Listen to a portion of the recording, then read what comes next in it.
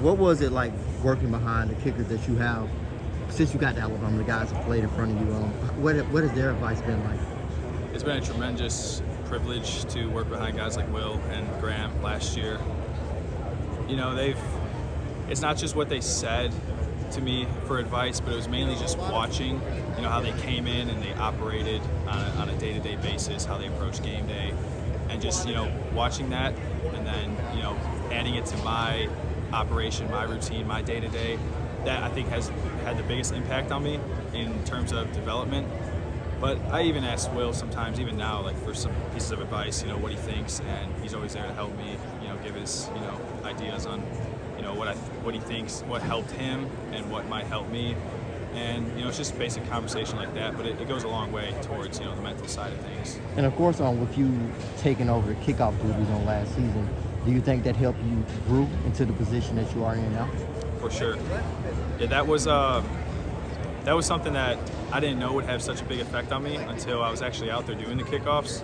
But that was a huge piece in my development to help me gain the confidence in, you know, I'm out there on the field, you know, I'm in the fight with the guys, and I'm doing kickoffs, and I think I did my job well. And, you know, that's leading into the off season now where I was taking over field goals. That boosted my confidence so much. Yeah, and of course you've grown now, going from, I remember when I talked to you in high school, you was the kicker who was committed to Alabama when you was in high school. Now you are the expected starter for the Crimson Tide kicker. What do you feel you grew the most in terms of your game, leg getting stronger, things like that? What do you feel you grew in just terms of your game in particular from then until now? I think at this point, I think the biggest growth piece was my mentality, like how I approached everything, you know, coming in for workouts, like 110% every single day, like non-negotiables. Like, you got to work hard, you got to earn it. But, you know, when you get to the kicking side of things, just approaching like team sessions or, you know, practice. Like, you know, when I was a freshman, I was a little bit, you know, like shaky, like, all right, Saban's, you know, behind me watching. But now I've gotten to the point where it's like, all right, like, I'm made to do this, like, I can do this. And I have that full confidence in myself that, you know, I'll go out there, I'm calm, collected, and I'm doing well.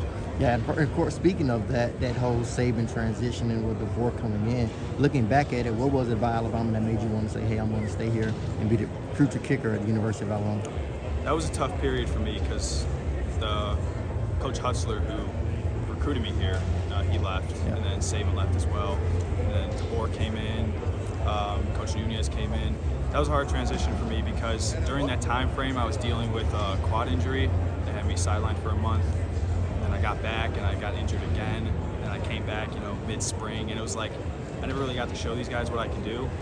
And it started to feel like my time here was like up, like, against my will, and I just kept working hard. Like I never questioned anything. I just kept going, and because I love this place so much.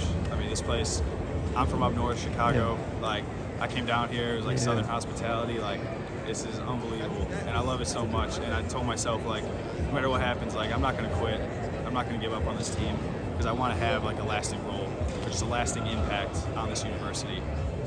And that's what, you know, driven me through those injuries, through the transition, and eventually to get to the spot where I'm at.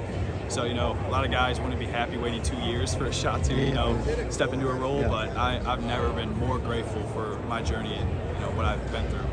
Perfect.